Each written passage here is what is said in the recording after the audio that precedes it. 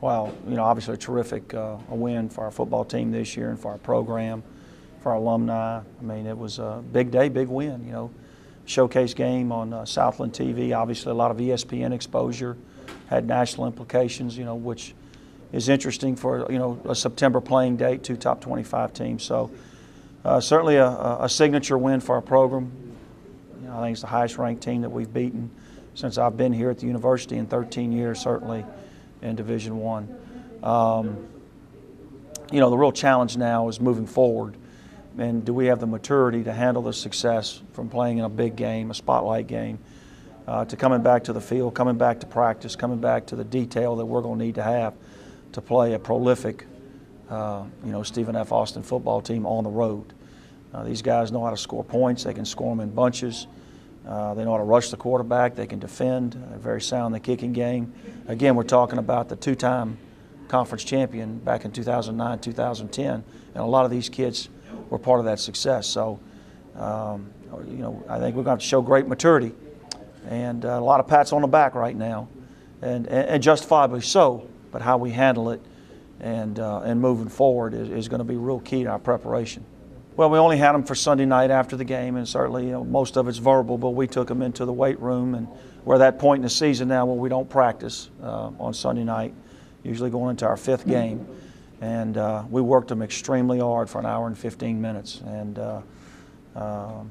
it's not going to take them long when they start watching the film, to see how quality of a football team this is. And they've played a very demanding schedule with SMU, Montana State, and Texas State, 2 FBS schools.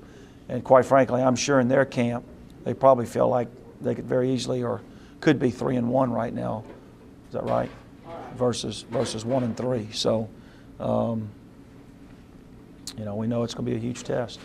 Well, they've played a tougher schedule than we have. I mean, Montana State and Sam kind of balance each other out, but then, they've played 2 FBS teams. We've only played 1. I mean, Murray's a good team, Ole Miss, SEC, but they've played a WAC team and a Conference USA team. So they've played a little bit more challenging schedule than we have, and in my opinion, they're a bounce or two a play here and there.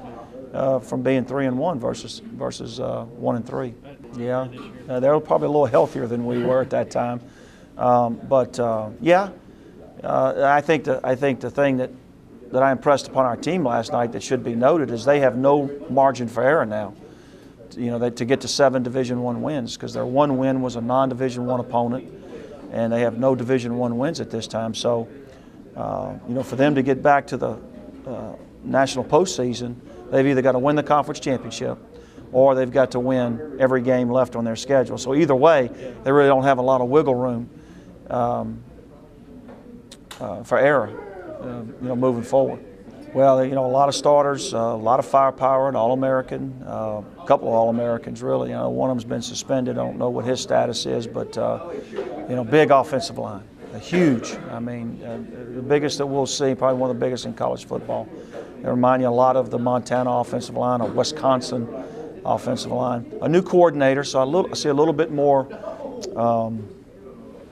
lean towards the run game. And they've got a back that's averaging, a physical back that's averaging about 65 yards a game, which really we hadn't seen the last few years. So that's a concern because they can spread you out for the pass and then hit you with the run game. But Attaway, watch his development and growth. He has a strong command of the offense. He can make all the throws. I know he was a little nicked up after the SMU game, but he came back and played fantastic against Montana State, and certainly, finished very strong against Texas State, where they were behind, 3 scores and just about led them back to a victory. So he's one of the premier quarterbacks in the country. Yeah. I mean, we've got a 360 in a hurry. We go from an option-based offense to a pass offense, and we're going to have to tackle well in space. We're going to have to pick our spots, to blitz, and then certainly, we still have to stop the run. So they cause you a lot of grief, and so we're going to have to play extremely well. I'm very proud of how we're playing on 3rd down, and we talked about today how we're playing in the red area. Unfortunately, too many 3rd downs and too many red area opportunities. So, we got to try to create some more turnovers and get off the field. And that's going to be a big part to this game.